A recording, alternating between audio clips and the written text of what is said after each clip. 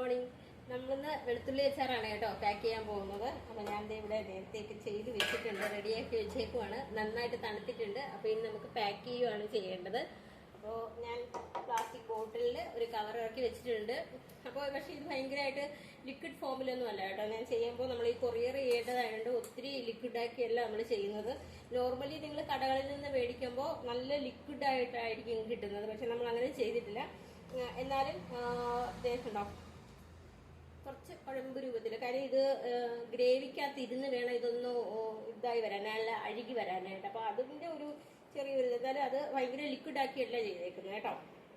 അപ്പൊ നമുക്കിനി പാക്ക് ചെയ്യാം.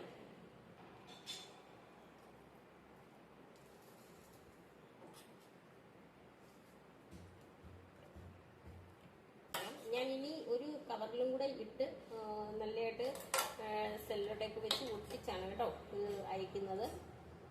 അപ്പത്തേ ബോട്ടിലിൽ നിറച്ചിട്ടുണ്ട്. അപ്പൊ ഇനി ഇത് ഒന്നുകൂടി ഒരു കവറിലും കൂടെ ഇറക്കി നന്നായിട്ട് ഒട്ടിച്ചാണ് നമ്മളിത് ഇവിടുന്ന് കൊടുക്കുന്നത്. അപ്പോൾ ആവശ്യക്കാരുണ്ടെന്നുണ്ടെങ്കിൽ ഓർഡർ ചെയ്യാം. വാട്സപ്പ് നമ്പർ നൽകിയിട്ടുണ്ട്, അതിൽ കോൺടാക്ട് ചെയ്യാം. താങ്ക്